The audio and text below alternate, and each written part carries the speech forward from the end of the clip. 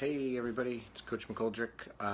So I'm in day 9.5 or so of the kombucha experiment here, and I tested it. I taste tested it. Actually, this is the third day that I taste tested it. On day 7, I thought it was pretty good to go, and I actually had started a video saying like, "Oh yeah, I'm gonna take it out now," but the more I looked up, the more I realized that the sugars hadn't quite fermented yet, and the fermentation of the sugar is actually what gives you a lot of the probiotics. So there was a whole cup of sugar for the gallon, which to me seemed like a lot, but as it turns out, the SCOBY needs to feed off of that sugar. So I don't end up drinking all of that sugar.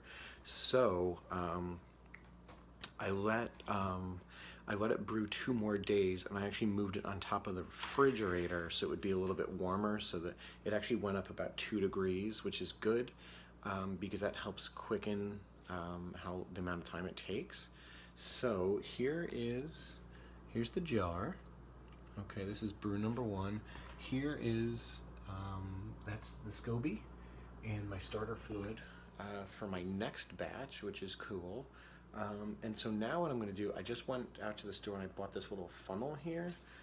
It's just like a little kind of cheapo plastic one that I cleaned up. I'm going to take that and I'm going to reuse a couple of bottles.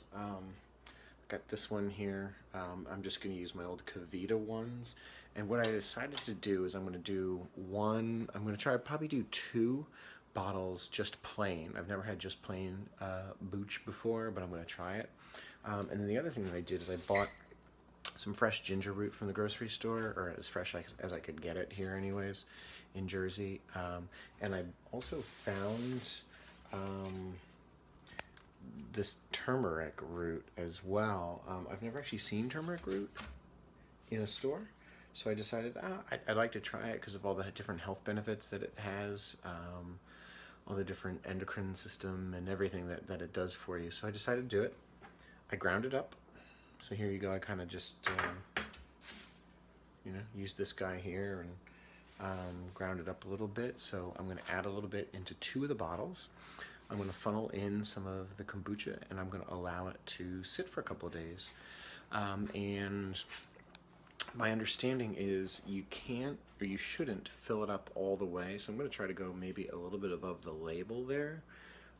And the reason being is that it will continue to ferment, and that will create the air pockets in there, and so that's where the carbonation is going to come from. So I'm going to try it. I'm going to give it a couple of days, see what happens, and I'll check back in with you guys when I'm done. All right? Happy brewing.